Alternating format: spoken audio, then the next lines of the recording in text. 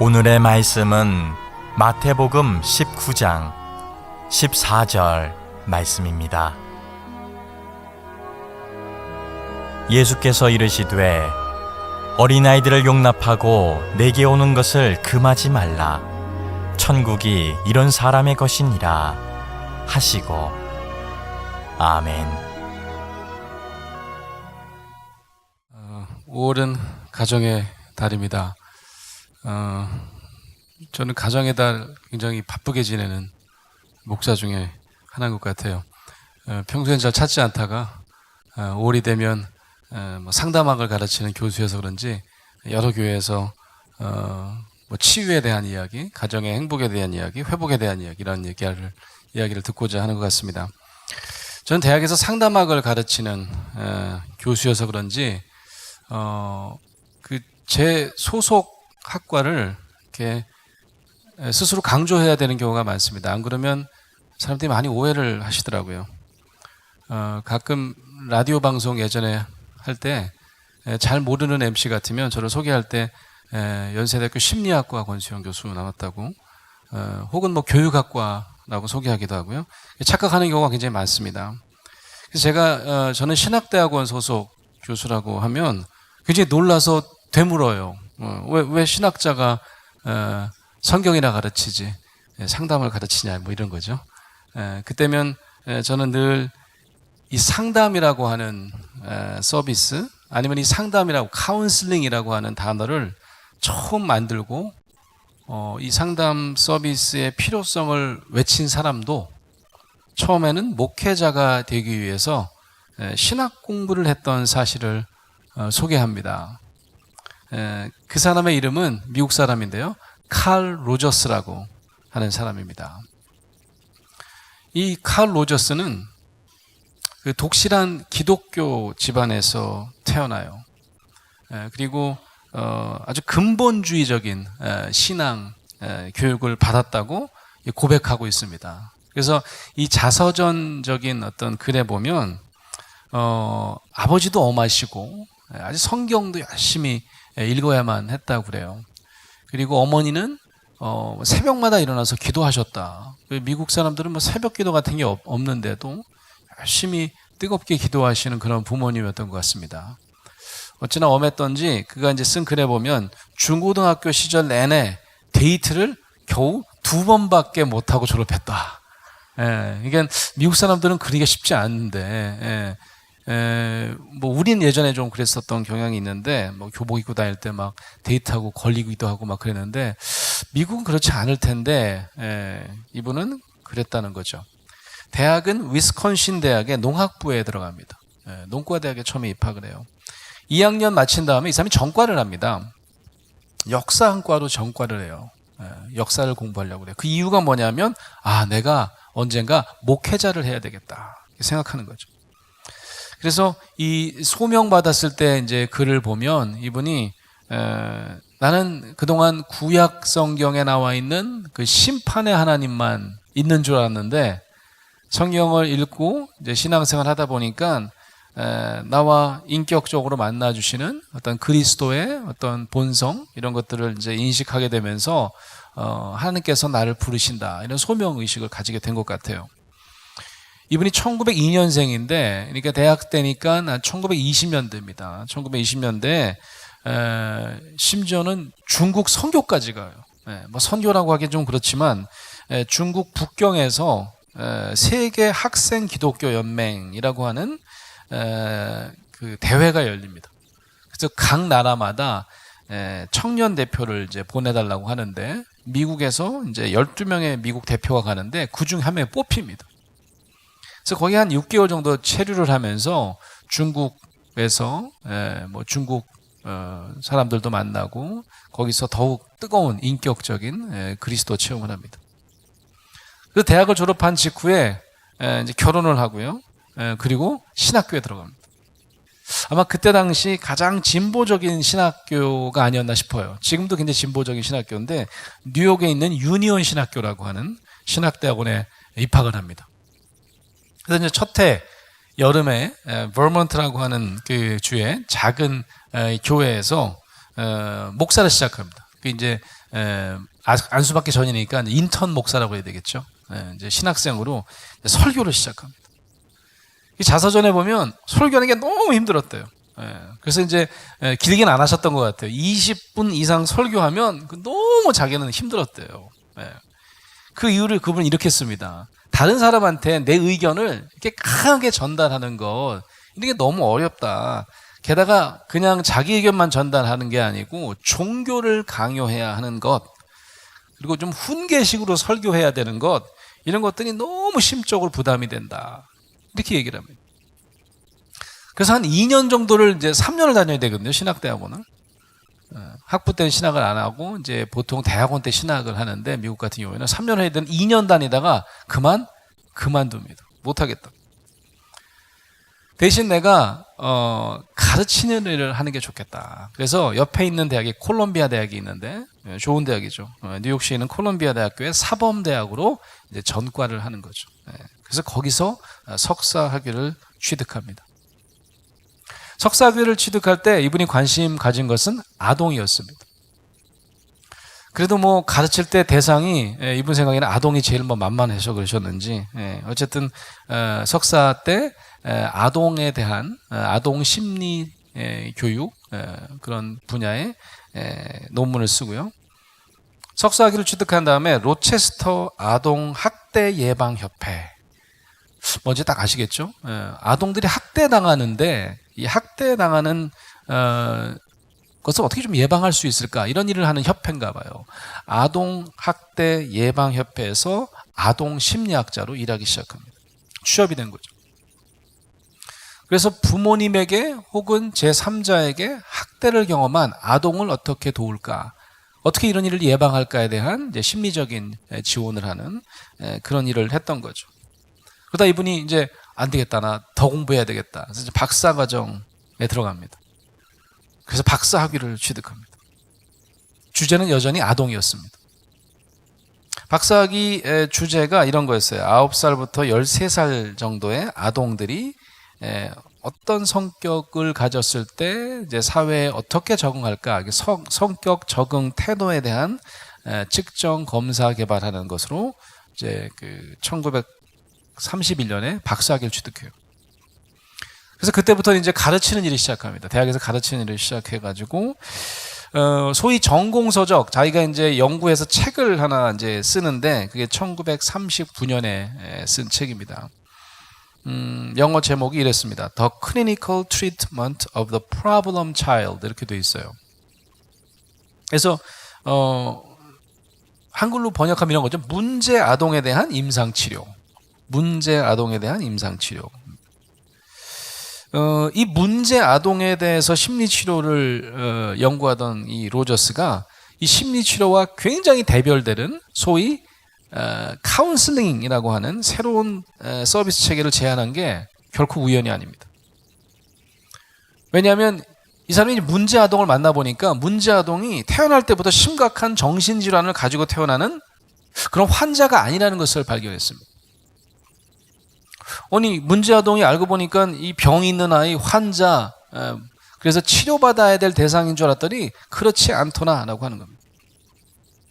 심리치료를 찾아오는 대부분의 아이들은 하나같이 자기 자신의 가치를 그렇게 높게 여기지 않는 굉장히 자존감이 떨어져 있는 아이였어요.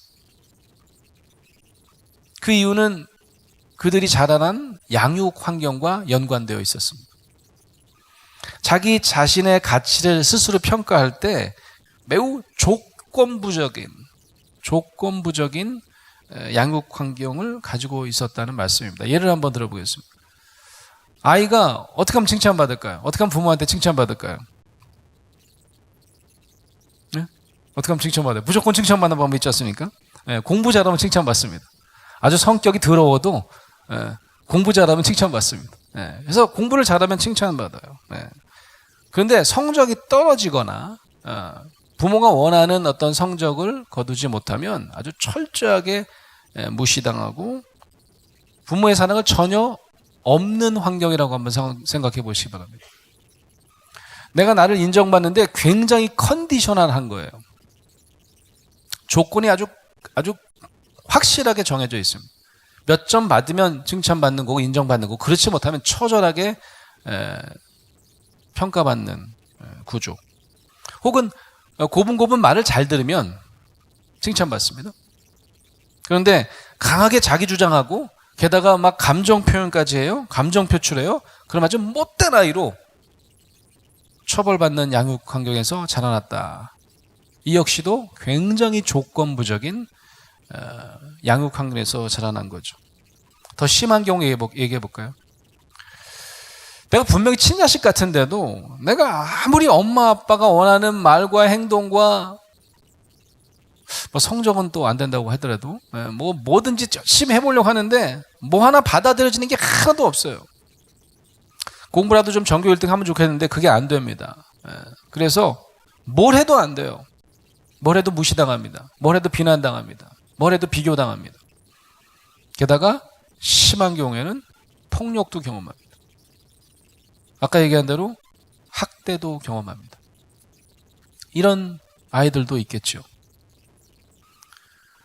그래서 칼 로저스가 제일 먼저 상담 서비스를 고안할 때 생각하는 것은 문제 아동을 환자라고 부르는 일을 멈추는 일이었습니다. 걔들은 환자가 아니야.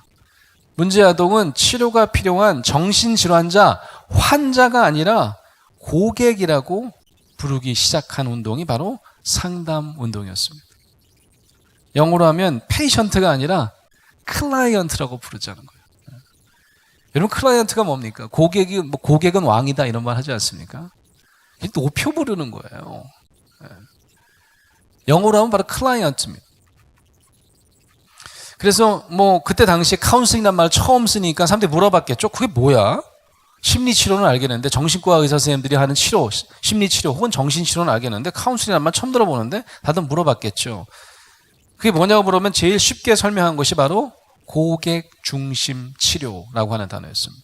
Client Centered Therapy. 뭐 책도 쓰고요. 그래서 지금도 상담 전문가들은 상담 서비스를 찾아온 사람들을 환자라고 부르지 않고 클라이언트, 이걸 고객이라고 번역하지 않고 상담에서는 이제 내담자라고 번역을 이제 한 건데요. 영어로는 바로 고객이라고 하는 단어인 거죠. 여러분이 아동이라고 한번 생각해 보시기 바랍니다. 문제 아동들이 야, 너 문제 있어. 너 치료받아야 돼. 라고 너 환자야. 라고 부르지 않고 어느 순간부터 고객이라고 부르는 겁니다. 클라이언트라고 부르는 거예요. 그런 서비스가 시작됐습니다. 그때 아이들의 반응이 어떠했을까 한번 상상해 보시기 바랍니다. 너는 치료가 필요해. 너는 분명히 약 먹고 좀 새로워져야 돼.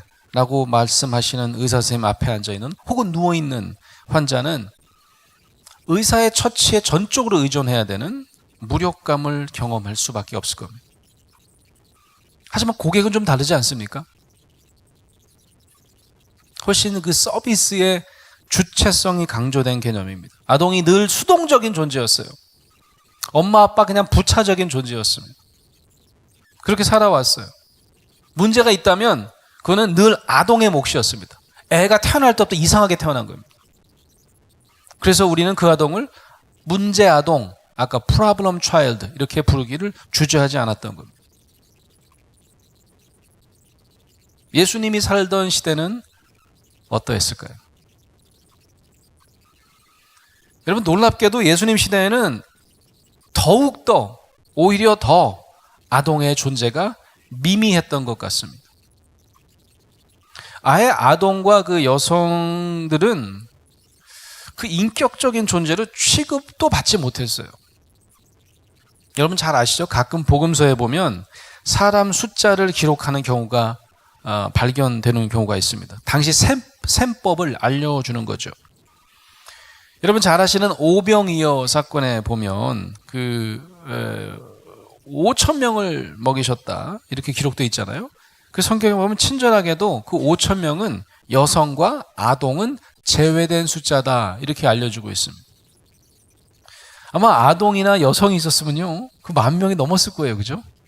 10,000명 더 됐을 거예요. 뭐 어떤 주석선 보니까 12,000명이라고 많이 써놨더라고. 뭐 어떻게 계산한 건지 모르겠는데 당시 인구 통계상 숫자로도 세지 않는 존재였어요. 여성도 그렇고 아동도 그렇습니다. 실제로 이 당시 사람들이 이 아동과 여성을 어떻게 여겼을지, 그 인격적 가치가 어땠을지 짐작이 가능한 대목입니다. 아마 예수님을 쫓던 제자들도 당시 이런 셈법 그리고 있던 문화적 정황에 영향을 받았겠죠. 오히려 그런 문화에 젖어 살았을지도 모릅니다. 그런 걸 짐작할 수 있어요. 그래서 예수님 집회 때 보면 많이 쫓았을 것 같아요. 애들이 오면 애들은 가. 니들 여기 오는 거 아니야. 어디라고 여기. 쫓아냈을 겁니다. 오늘 본문은 보니까 아예 의도적으로 부모가 데리고 온 겁니다. 부모가 얘들도 좀 기도받으면 안 될까요? 안수받으면 안 될까요? 라고 갖고 데리고 온 겁니다. 근데 늘 그래왔듯이 오늘 본문에도 애들을 쫓아내고 데리고 온 부모마저 꾸짖는 그런 장면이 바로 오늘 우리가 읽은 본문 말씀이죠. 그런데 오늘 우리가 읽은 그 본문을 가만 보면 오늘 우리가 보는 예수님의 태도와 새로운 지시사항은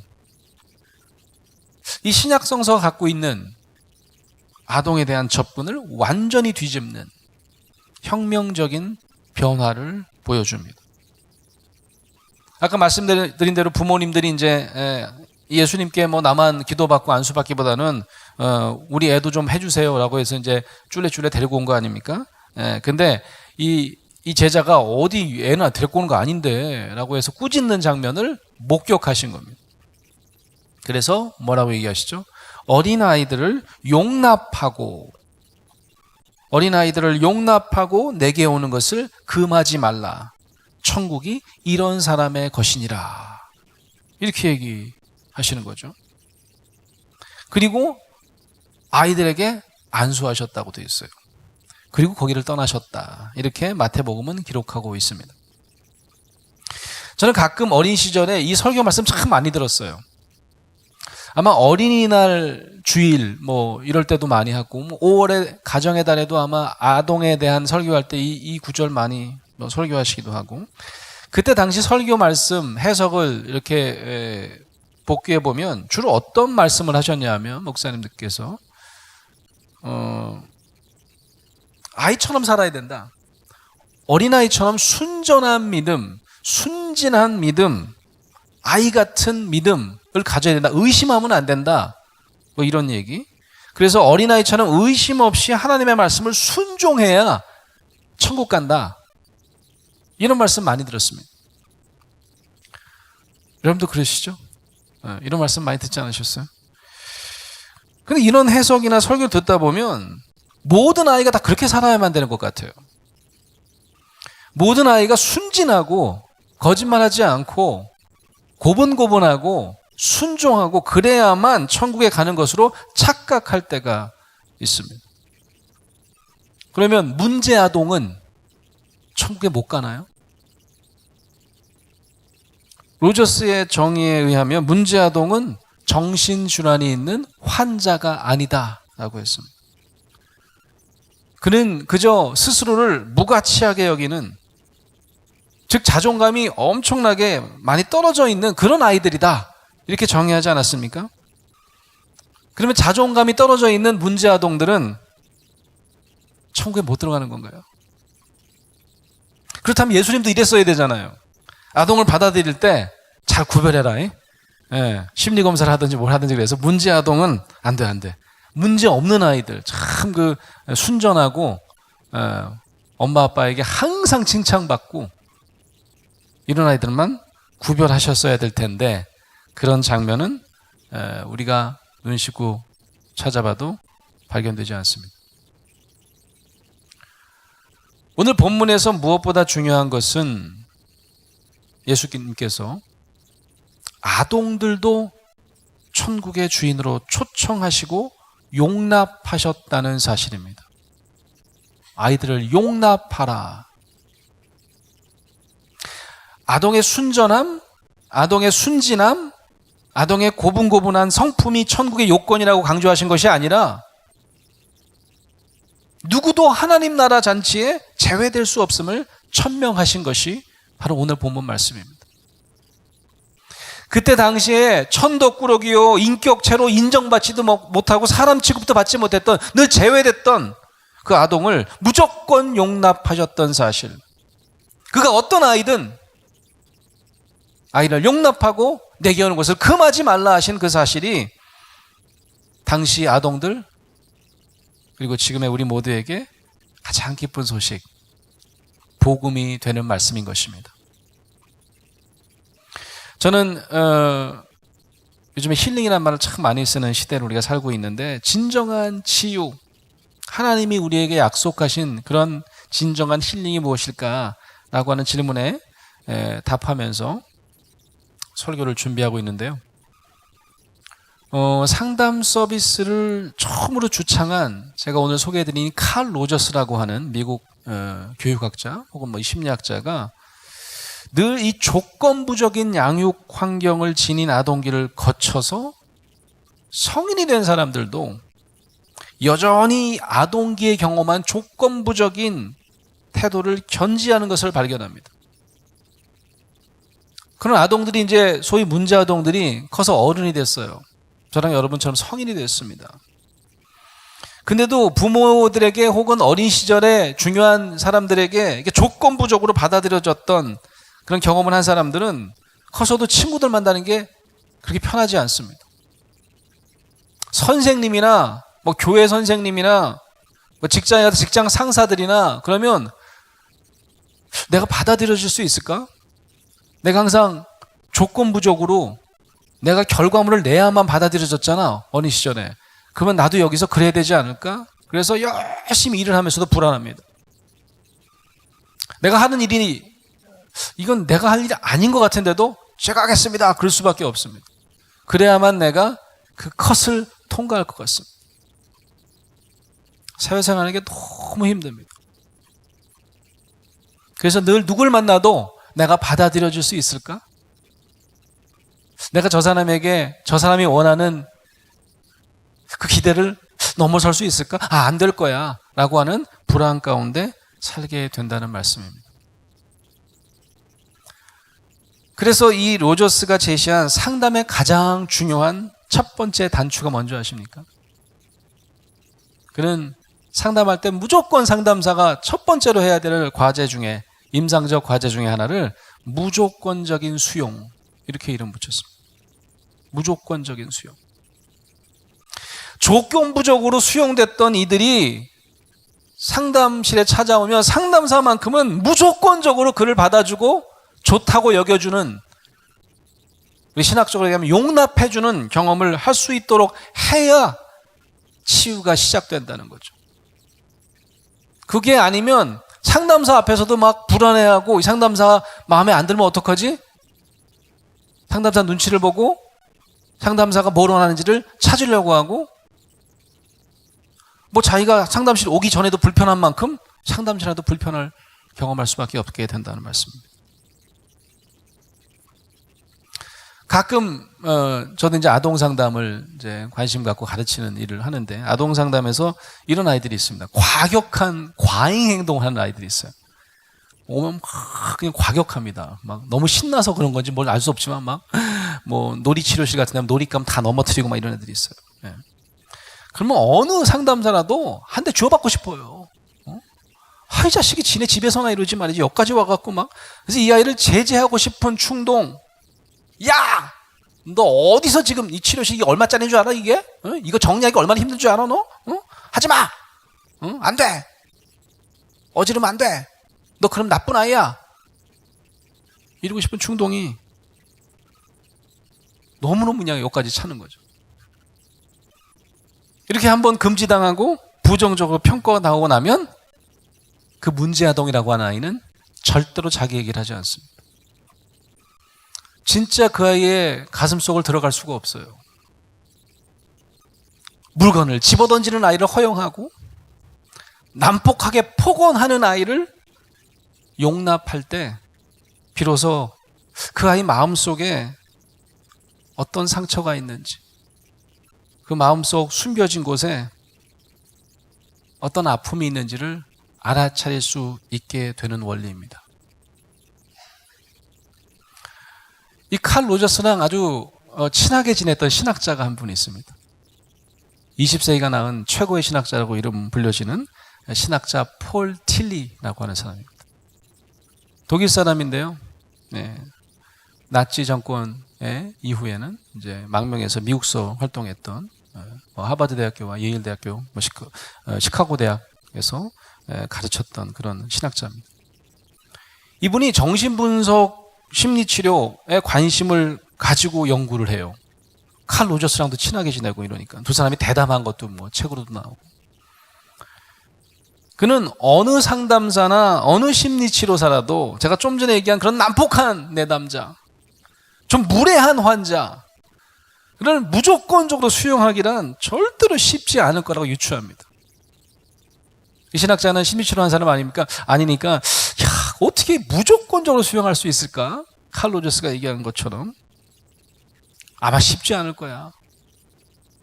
이분이 안 해봤는데 어떻게 잘하나 모르겠어요. 쉽지 않습니다.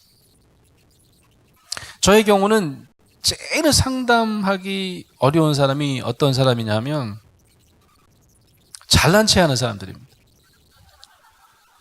마치 이 세상에 자기 자신만 존재하는 것 같아요. 얼마나 자만심으로 가득한지요. 막 속으로 막 너 그렇게 잘나지 않았거든? 이러고 싶어요. 근데 막 엄청나게 잘난 척을 합니다. 자기가 엄청나게 좋아하는 사람이 많다는 거예요. 막 자기가 나가면 사람들이 막 그냥 막 자기 쫓아다닌다는 거예요. 자기가 좀 이쁘지 않냐는 둥, 뭐 똑똑하지 않냐는 둥. 근데 내가 볼 때는 아닌 것 같아요. 그런 분들이 많습니다. 여러분, 정신분석을 처음 창시한 프로이드도 이런 얘기를 했어요. 마치 자기 자신을 최고라고 여기는, 최고의 존재라고 여기는 자기애성 신경증 환자들 치료 불가, 이렇게 얘기했습니다. 치료가 안 된다고 그랬어요. 제껴놨어. 후대 사람들은 이렇게 이해하기 시작했습니다. 만약에 프로이드가 이 사람이 그렇게 잘났다고 생각을 하면, 이 사람들이 치료할 필요가 없다고 생각하면 이렇게 생각할 수 있어야 되는 거예요. 이 사람은 굉장히 건강한 사람인가 보다. 잘날 만큼 양가 부모님에게 엄청나게 잘 무조건적으로 수용되고, 그래서 아주 심리적으로 건강한 사람이다. 그러니까 치료도 안 되고 치료할 필요도 없다. 뭐 이렇게 여겼나? 정반대입니다. 후대 학자들은 이렇게 자기 자신을 무한정 사랑하고 자기밖에 없는 것처럼 얘기하고 자기를 굉장히 아주 과대하게 확장하는 소위 자뻑증 환자들, 이런 환자들은 오히려 양육시대 시기에 부모들에게 처절하게 학대받은 상처가 있는 사람들인 경우가 많더라는 것입니다. 말할 수 없는 수치를 갖고 있어서 자기 자신을 자기가 생각하기에도 너무너무 보잘것없는 존재로 여기는 사람이 오히려 역으로 그걸 감추기 위해서 강한 척하고 센 척하고 잘난 척하는 경우가 많았다라는 것을 발견하게 되었습니다. 아까 얘기한, 그래서 이 신학자 틸리라는 사람은 상담사나 어떤 최고의 훈련을 받은 심리치료사에게도 받아들여질 수 없는 그런 어떤 사람이라고 할지라도 무조건 용납될 수 있는 영원한 치유자가 있다고 선포합니다. 그는 바로 우리를 어떤 상태에 있더라도, 우리가 어떤 양육 환경에서 자랐더라도, 우리가 어떤 자기 자신에 대한 평가를 할지라도 그분은 무조건적으로 용납하시는 주님이시다 라고 그는 선포합니다. 사랑하는 성도 여러분, 아마 우리도 그랬을지도 몰라요. 우리도 한때 문제 아동이었을지 모릅니다. 우리가 그렇게 항상 받아들여지지 않았어요. 우리 자녀를 기를 때 우리의 태도를 보면 알 수 있지 않습니까? 우리가 얼마나 엄한 잣대를 갖고 있습니까? 우리 아이들이 해서는 안 되는 일, 칭찬받을 일, 어떨 때는 훈육해야 되는 일, 이런 일들은 아주 엄하게 잣대를 갖고 때로는 칭찬하지만 때로는 처벌하지 않습니까? 우리도 그런 삶을 살아왔어요. 그래서 어쩌면 우리도 때때로 그때 그렇게 조건부족으로 받아들여졌던 우리의 어린 시절 때문에 여전히 우리가 지금 사회생활 할 때, 신앙생활 할 때도 내가 다른 사람에게 그렇게 받아들일 만한 가치 있는 사람일까? 때로는 그러기에 턱없이 모자란 무가치한 존재라는 느낌을 가지시는 분도 여기 계실지 모르겠습니다. 이 시간 우리를 무조건 용납하시는 마태복음의 하나님, 마태복음을 통해서 그리스도가 우리에게 말씀하시는 용납의 음성을 들으시는 저와 여러분 되시기를 간절히 축원합니다. 여러분 어떤 상담사, 어떤 심리치료를 찾아가시겠습니까? 우리가 때때로 나는 정말 내가 봐도 참 난 좀 부족해. 나는 가치 없는 자야. 라는 생각이 드실 때 우리를 무조건 용납하시는,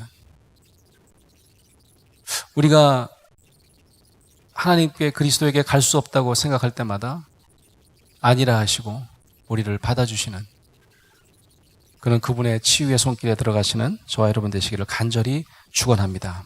아멘.